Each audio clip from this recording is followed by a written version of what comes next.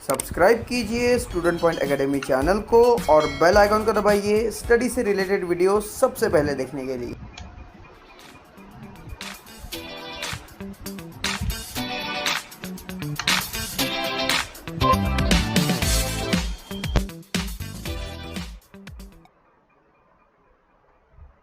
नमस्कार दोस्तों, student point academy में आप सभी का स्वागत है। फ्रेंड्स, आज हम करने जा रहे हैं life process in living organism part 2 में एक नया topic, that is reproduction and modern technology. Okay, तो आइए देखते हैं क्या है रिप्रोडक्शन एंड मॉडर्न टेक्नोलॉजी। देखिए दोस्तों, तो यहाँ पर रिप्रोडक्शन की बात हो रही है। रिप्रोडक्शन कैसे होता है ये तो हमने देख लिया। रिप्रोडक्शन के लिए एक मेल और एक फीमेल की जरूरत पड़ती है। ओके, फिर यहाँ पर मॉडर्न टेक्नोलॉजी क्यों आ गई भाई, क्या होता है मॉडर्न टेक्नोलॉजी का रिप्रोडक्शन, वो इस वीडियो में हम पढ़ने वाले हैं। तो स्टूडेंट्स, अगर आप इस चैनल पर नए हैं या फिर आपने हमारे चैनल को अभी तक सब्सक्राइब नहीं किया है तो प्लीज सब्सक्राइब चैनल और बेल आइकन का दबाना ना भूलें ताकि हमारे वीडियो के सारे अपडेट और नोटिफिकेशन आपको मिलते रहे। तो आइए फ्रेंड्स, स्टार्ट करते हैं। सो स्टूडेंट देखिए, reproduction and modern technology. Reproduction modern technology की मदद से कैसे रिप्रोडक्शन करना। देखिए, ऐसी जरूरत क्यों पड़ती है, जब नेचुरल प्रोसेस से अगर रिप्रोडक्शन ना हो तो फिर उसे मॉडर्न टेक्नोलॉजी मतलब टेक्नोलॉजी की प्रोसेस से रिप्रोडक्शन कराया जाता है, उसे कहते हैं मॉडर्न टेक्नोलॉजी। ये क्या है, तो देखिए students, many couples can not have children due to various reason. बहुत सारे रीजंस ऐसे होते हैं बॉडी में या तो हार्मोन्स बराबर बन नहीं रहे होंगे या फिर रिप्रोडक्टिव सिस्टम जो है वो काम नहीं कर रहा है। बहुत सारे ऐसे वेरियस अलग अलग रीजन होते हैं जिन रीजन के कारण कुछ कपल्स को बच्चे नहीं हो पाते। इन केस ऑफ वुमन, अब इसमें वुमन की अगर बात करें तो इरेगुलरिटी इन मेंस्ट्रुएशन साइकिल। देखिए, मेंस्ट्रुएशन साइकिल जो है वो 28 से 30 दिन में आता है। कोई लेडीज में ऐसा होता है कि इनमें इरेगुलरिटी होती है। कई बार ये 1 महीने में आएगा, कई 2 महीने बाद आ जाएगा, कई 1 महीने में, मतलब समय के पहले आ जाएगा, मतलब सही टाइम टू टाइम नहीं चलता। तो इसे कहते हैं इरेगुलरिटी मेंस्ट्रुएशन साइकिल में। दूसरा, डिफिकल्टीज इन ओसाइट्स प्रोडक्शन। जो ओवेरी से जो ओसाइट्स बनते हैं वो ओसाइट्स को ओसाइट बनाने के लिए डिफिकल्टीज होना। तीसरा, ऑब्स्टेकल इन ओविडक्ट। जो ओविडक्ट होती है उसमें प्रॉब्लम क्रिएट होना। जैसे मान लीजिए क्या हो सकता है कि ये ओविडक्ट में या तो प्रॉब्लम होगी या फिर ओसाइट ही नहीं बनेंगे। जैसे ये जो ओसाइट है ये नहीं बनेंगे, या फिर ओसाइट बन गए तो ये ओविडक्ट इस ओसाइट को नहीं संभाल के रख पा रहे, ये प्रॉब्लम हो सकती है। तो यहां से अलग अलग इस तरह की प्रॉब्लम्स जनरेट होती है। Difficulties in implementation in uterus and many other reasons are responsible for this.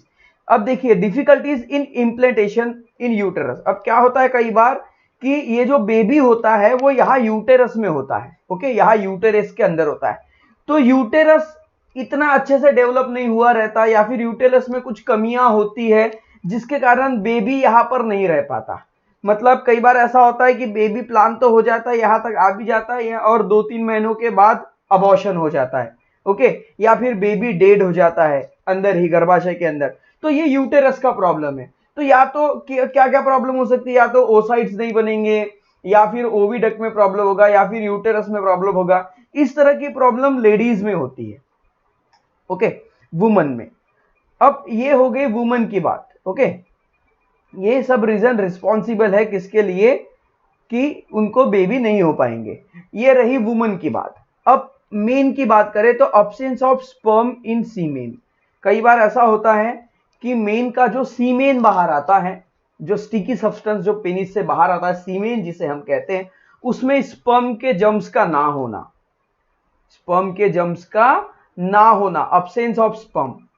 Okay, या फिर स्लो मूवमेंट ऑफ स्पर्म।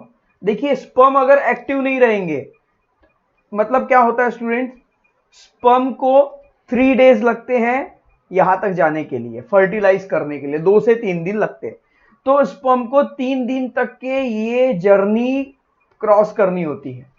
अब इस जर्नी में मान लीजिए स्पर्म ही अगर कमजोर है तो वो आगे बढ़ेंगे कैसे, समझ में आ रहा है। स्ट्रॉन्ग स्पर्म नहीं होंगे, स्पर्म ही कमजोर होंगे, तो स्पर्म कमजोर होंगे तो स्पर्म की मूवमेंट स्लो हो जाएगी। तो वो ओसाइट्स तक नहीं पहुंच पाएंगे। दूसरा और तीसरा क्या है, anomalies in sperm are the reason in case of male. कई बार ऐसा होता है कि मेल में स्पर्म काउंटिंग नहीं हो पाती। स्पर्म काउंटिंग मतलब कि जो सीमेन होता है इसमें स्पर्म तो होते हैं पर उतने ज्यादा नहीं हो पाते, क्योंकि देखो जब सीमेन बाहर आता है पेनिस के थ्रू तो उसके अंदर कम से कम कई करोड़ों स्पर्म होते हैं, बिलियंस ऑफ स्पर्म होते हैं। अब ये स्पर्म काउंटिंग जैसे बिलियंस ऑफ स्पर्म है, कोई लोगों में ऐसा होता है कि स्पर्म काउंटिंग कम हो जाती है। क्यों कम होती है? आजकल हमारे खान पान के कारण लोग खर्रा खाते हैं, गुटखा खाते हैं, सिगरेट पीते हैं, ये सारे रीजन है। ओके, कई स्टूडेंट भी ऐसे जो ये सारे शौक करते हैं, ये सारे रीजन है स्पर्म काउंटिंग कम होने के।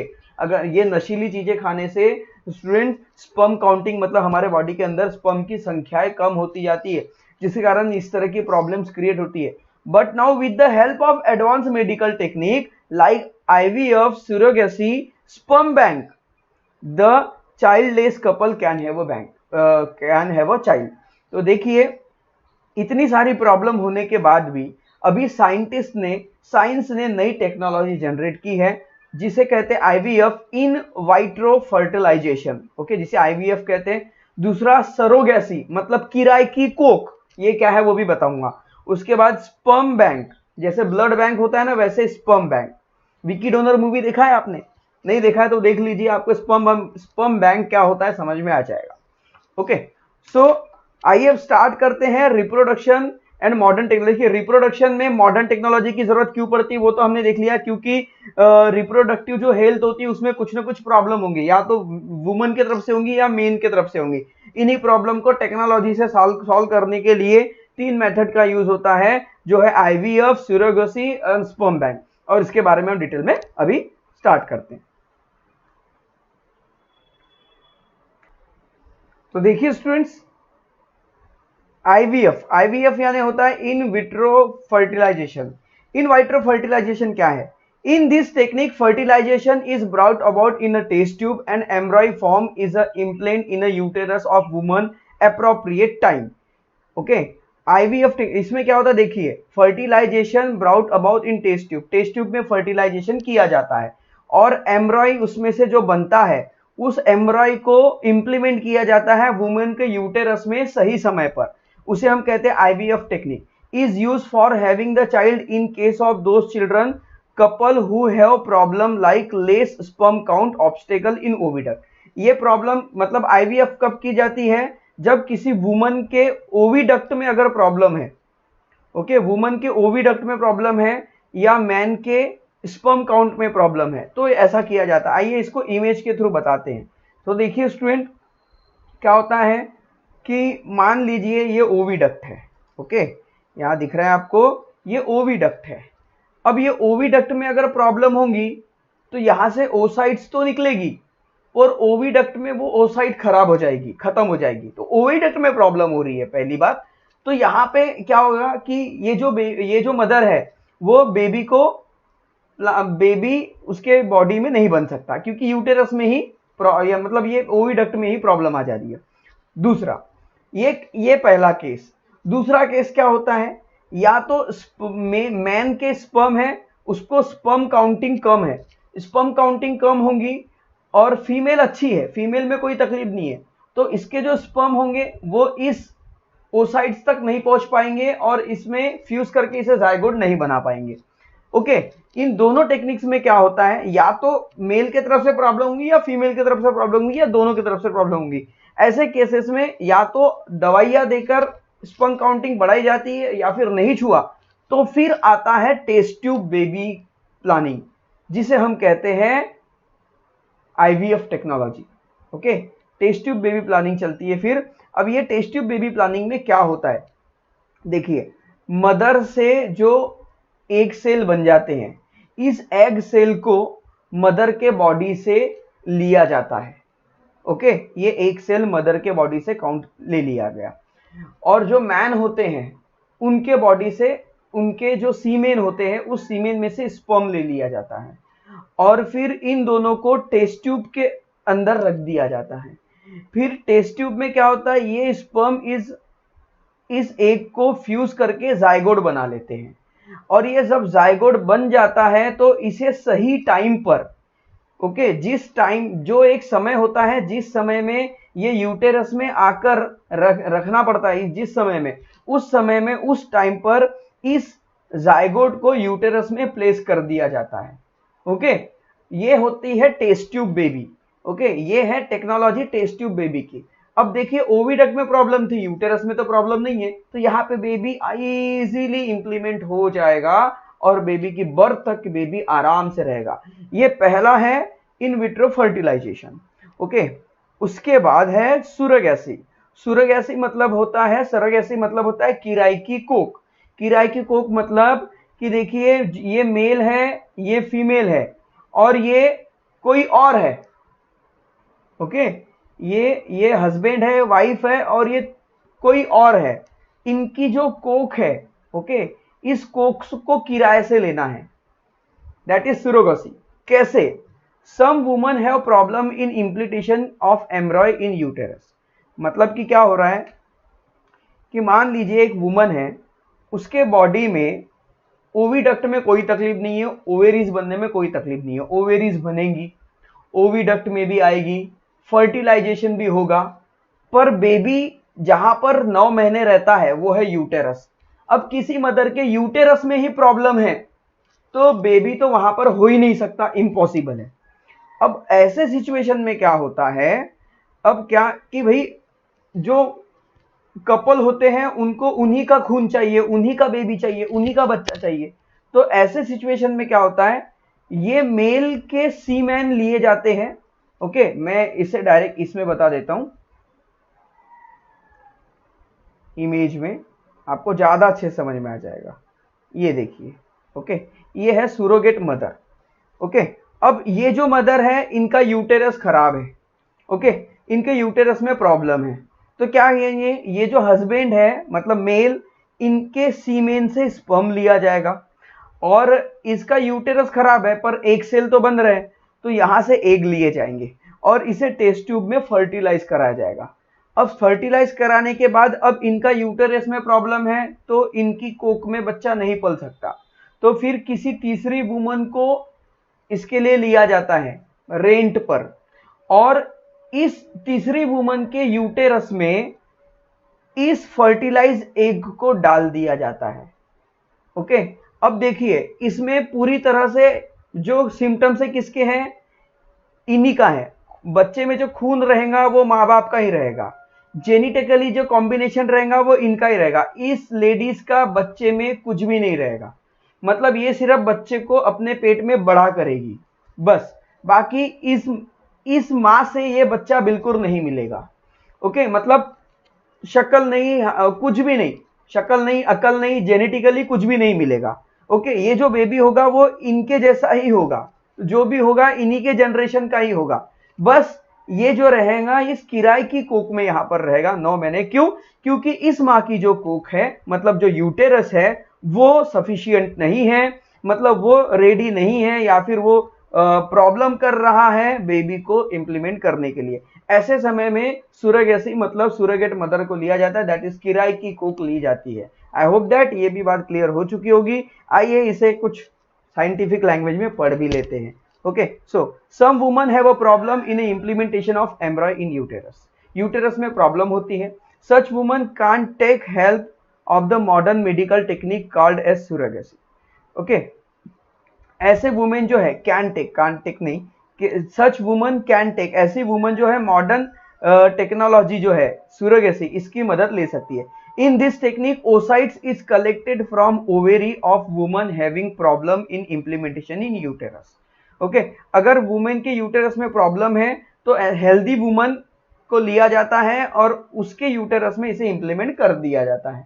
अब ये जो मेथड है स्टूडेंट्स, ये बहुत कम पॉसिबल होती है क्योंकि कोई रेडी नहीं होता किसी के बेबीज को अपने पेट में 9 महीने तक रखने के लिए, और अगर कोई होता भी है तो उसके लिए ये खर्चेलू है, मतलब बहुत पैसे वाली ये प्रोसेस है। That oocytes are fertilise in test tube with the help of sperm collected for her husband, मतलब हस्बैंड से स्पर्म कलेक्ट कर दिए जाते हैं an embryo from such fertilization is implanted in the uterus of some other woman having normal uterus।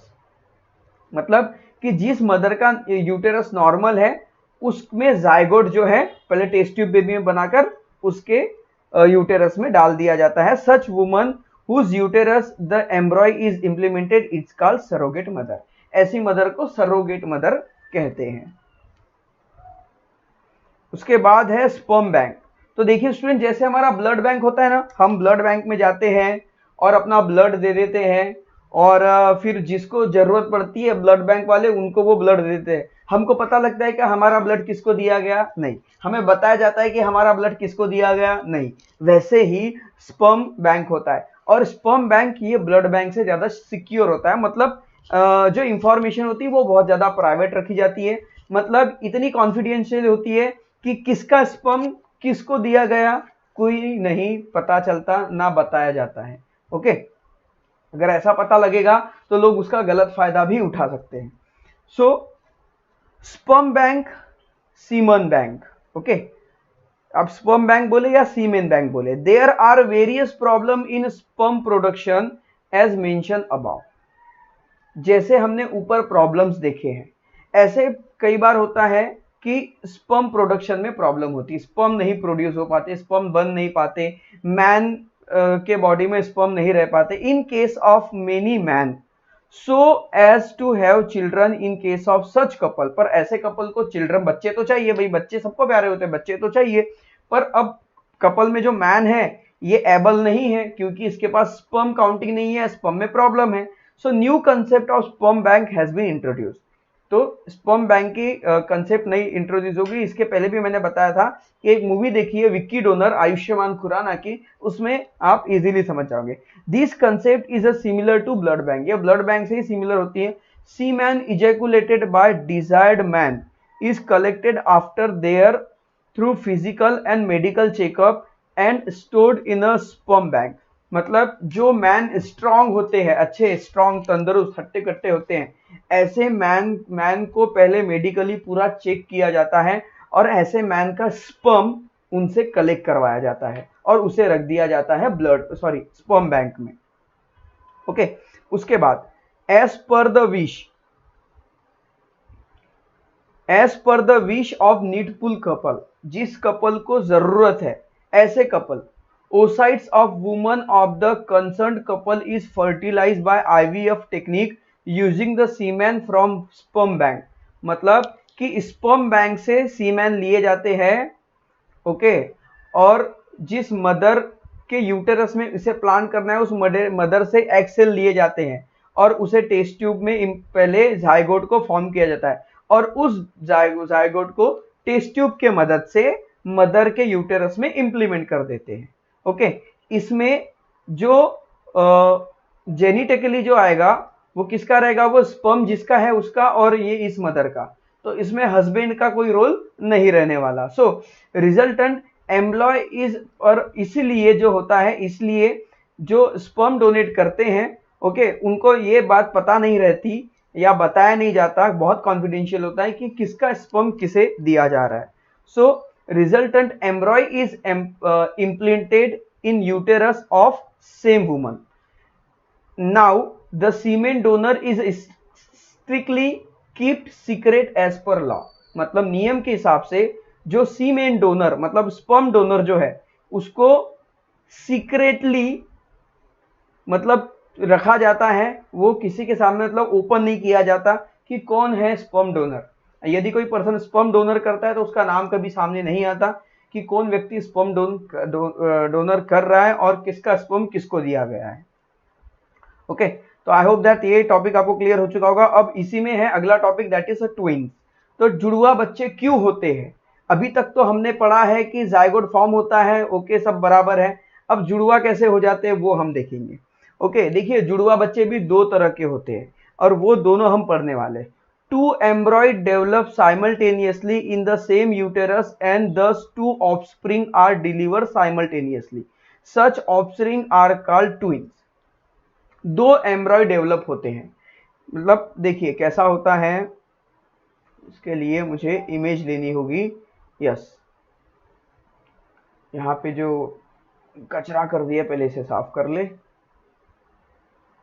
Okay, अब देखिए student, यहां पर जो है ओसाइट्स आता है। ओसाइट्स के अंदर एम्ब्रॉय डेवलपमेंट होता है। ओके, तो जब ये होता है 8 दिन के अंदर, 8 दिन का समय लगता है, कितने दिन का? 8 दिन का। 8 दिन के अंदर इसके अंदर एक ही स्पर्म जाता है। ओके, ट्विन प्रेगनेंसी दो तरह से होती है, 2 स्पर्म वाली और 1 स्पर्म वाली। एक ही स्पर्म जाता है, पर ये एक स्पर्म के से ये जो एम्ब्रॉय बन रहा है, ओके, यहां पर जो प्रोसेस होती है, माइटोसिस की जो प्रोसेस होती है, मियोसिस की प्रोसेस, ये डबल हो जाते हैं। मतलब एक ही जायगोट के अंदर 2 एम्ब्रॉय बन जाते हैं। कई बार ये खुद को डबल कर देते हैं। अब ये क्या हो जाता है कि इसमें अगर सिंपल लैंग्वेज में बोलूं तो ये इधर आ जाता है और ये थैली एक ही रहती है, जिसे हम प्लेसेंटा कहते हैं, वो एक ही रहता है और एक ही प्लेसेंटा के अंदर 2 बेबी पलते रहते हैं। मतलब एक ही थैली के अंदर 2 बेबी रहेंगे और ये दोनों बेबी जेनेटिकली सेम रहेंगे। ओके, इनकी शक्ल भी सेम रहेंगी, इनकी आवाज भी सेम रहेंगी, इनकी हरकतें भी सेम रहेगी, इनके जेंडर भी सेम रहेंगे। अगर ये दोनों लड़के हैं तो दोनों लड़के ही रहेंगे या फिर दोनों लड़कियां ही रहेगी। ओके, ये क्योंकि ये सिंगल स्पर्म ने खुद को डेवलप किया है 2 भागों में।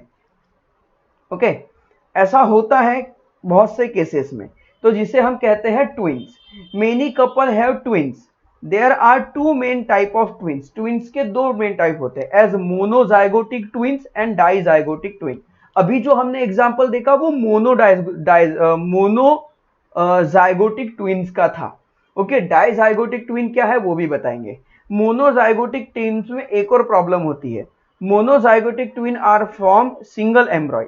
मोनोजाइगोटिक ट्विन एक ही एम्ब्रॉय से बनता है, एक एम्ब्रॉय खुद को डेवलप कर देता है इसलिए। During early period of embryonic development within 8 days of zygotic formation, मतलब जाइगोट बनने के 8 दिन पहले। ओके, जाइगोट बनने को 8 दिन लगते, तो जाइगोट बनने के 8 दिन पहले अगर एम्ब्रॉय ने खुद को डबल कर लिया तो ये ट्विंस होंगे। Okay, of that एम्ब्रॉय divided into 2 group. अब देखिए कई बार ऐसा होता है स्टूडेंट, अब उसके बारे में है आपके बुक में या नहीं फिर मैं बता दूं, अगर होगा तो आगे पढ़ेंगे बिल्कुल। देखिए होता क्या है स्टूडेंट कि मान लीजिए ये एम्ब्रॉय ने खुद को डेवलप कर लिया, पर कब? 8 दिन के बाद। ये 8 दिन के अंदर होना चाहिए तो ही अच्छा है बच्चों के लिए। कई बार ऐसा होता है कि ये एम्ब्रॉय जो है खुद को डेवलप करते हैं 8 दिन के बाद। 8 दिन के बाद जब डबल करते हैं ना, तो इसके अंदर बेबी तो एक ही थैली के अंदर रहते हैं, अच्छे रहते हैं, कोई प्रॉब्लम नहीं। प्रॉब्लम पता है क्या होती है? जब वो बेबी बाहर आते हैं ना तब दिखाई देता है। या तो वो बेबी के बॉडी पार्ट मिसिंग रहेंगे या फिर मतलब कैसा होगा कि ऐसा होता है, कई बार तुमने ऐसे बेबीज देखे होंगे, ये एक बेबी है और ये दूसरा बेबी है। ओके, इन दोनों के सर चिपके हुए होते हैं। ऐसे बेबीज होते कब है?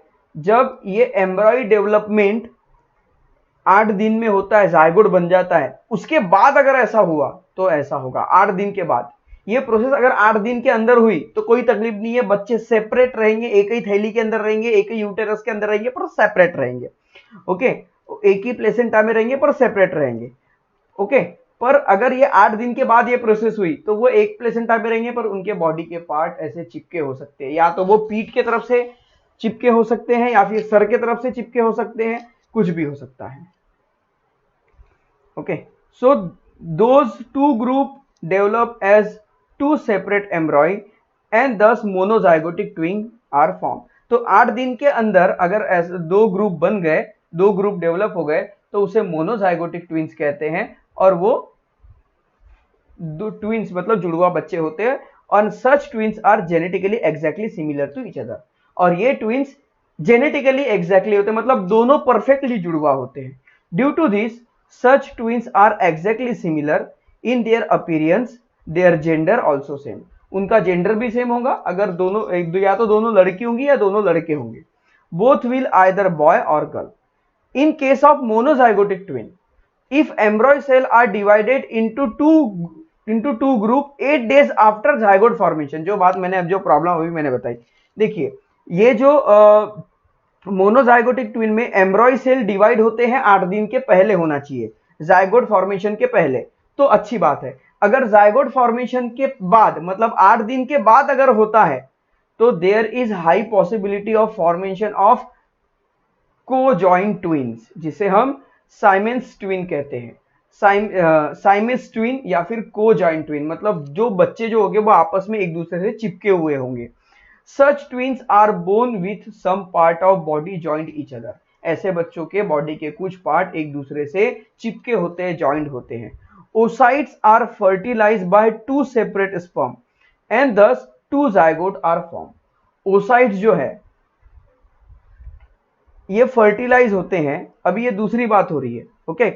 अब ऑकेशनली कई बार ऐसा होता है टू oocytes आर रिलीज। अभी हमने मोनोजाइगोटिक ट्विन के बारे में बात देखी है, अभी डाइजाइगोटिक ट्विन के बारे में बात करते हैं, ओके। डाइजाइगोटिक ट्विन क्या होते हैं, ओके। तो इसे साफ कर ले। तो देखिए स्टूडेंट, हमने देखा है कि एक बार में एक ही oocytes बनता है। कई बार ऐसा हो जाता है कि एक साथ दो oocytes रिलीज हो जाते हैं, मतलब दो एक सेल रिलीज हो गए। मैन से स्पर्म आया, एक स्पर्म ने इसको फर्टिलाइज किया, दूसरे स्पर्म ने इसको फर्टिलाइज किया। अब एक यूटेरस के अंदर दो प्लेसेंटा मतलब दो थैलियां बनेंगी अलग अलग, ओके। और अलग अलग थैली में अलग अलग बेबी होगा। ऐसा बेबी या तो ये दोनों बेबी बॉय हो सकते हैं या दोनों बेबी गर्ल हो सकते हैं या फिर एक गर्ल और एक बॉय हो सकता है, ओके। इनके जेंडर सेम भी हो सकते हैं, इनके जेंडर डिफरेंस भी हो सकते हैं। दूसरी बात, ये एक दूसरे से बिल्कुल भी सेम नहीं होंगे, जुड़वा नहीं होंगे, एक जैसे दिखेंगे भी नहीं, ओके। दोनों की आइडेंटिटी अलग अलग होगी क्योंकि ये दो अलग अलग जाइगोट में बन रहे हैं, ओके। तो ऐसा बहुत कम केसेस में होता है। सो occasionally two oocytes are released from ovary of the woman and both oocytes are fertilized by two separate sperm and those two zygotes are formed। क्या होता है कि दो oocytes रिलीज हो जाते हैं ओवेरी से और वो दोनों oocytes दो अलग अलग स्पर्म से फर्टिलाइज किए जाते हैं, जाइगोट बना लेते हैं। Two embryo are form, those two zygotes are both the embryo are separately implanted। ये जो है, ये जो जाइगोट, इसके अंदर जो बेबीज होते हैं वो सेपरेटली इम्प्लांट होते हैं यूटेरस में। And dizygotic twin are deliver after complete development, और पूरा जब डेवलपमेंट हो जाता है तभी वो बाहर आते हैं। Such twins are genetically different and may have same differ by gender. वो ये दोनों एक दूसरे से जुड़वा नहीं दिखाई देते, मतलब जेनेटिकली डिफरेंट होते हैं और साथ साथ ये एक दूसरे से मतलब इनके जेंडर भी डिफरेंट हो सकते हैं, सेम भी हो सकते हैं, डिफरेंट भी हो सकते हैं। पर मोनोजाइगोटिक में जो उनके जेनेटिकली जो होंगे वो सेम ही होंगे, मतलब वो जुड़वा भी होंगे और उनके जेंडर भी सेम होंगे। क्यों? क्योंकि एक ही स्पर्म, जैसे मान लीजिए वाई गया है तो बॉय होगा, तो वाई ने खुद को डबल कर दिया तो वाई ही बनाएगा, और एक्स गया तो लड़की होगी तो एक्स ने खुद को डबल कर दिया तो लड़के मतलब एक्स ही बनेगा। तो ऐसे में जो जेनेटिकली जो आइडेंटिकली जो मोनोजाइगोटिक होता है उसमें दोनों बॉयज हो जाएंगे या फिर दोनों गर्ल्स, और जो डाइजाइगोटिक होता है, ओके, उसमें जेंडर इनके डिफरेंट हो सकते हैं, ओके। जरूरी नहीं है, हो सकते हैं डिफरेंट और सेम भी हो सकते हैं, पर वो बच्चे दोनों एक दूसरे से आइडेंटिकली डिफरेंट रहेंगे। तो ये थी आज का टॉपिक और इंफॉर्मेशन, जिसमें हमने पढ़ा है मॉडर्न टेक्नोलॉजी ऑफ रिप्रोडक्शन की modern technology. I hope that student ये वीडियो आपको पूरी तरह से क्लियर हो चुका होगा। जो सारा पोर्शन हमने इस वीडियो में पढ़ा है, सारी इंफॉर्मेशन आपको अच्छे से क्लियर हो गई होगी। अगर वीडियो पसंद आया तो वीडियो को लाइक कर दीजिए, चैनल को सब्सक्राइब कर दीजिए, हमारे साथ बने रहिए और देखते रहिए स्टूडेंट पॉइंट एकेडमी। तो मिलते हैं फ्रेंड्स नेक्स्ट वीडियो में, तब तक के लिए बाय बाय।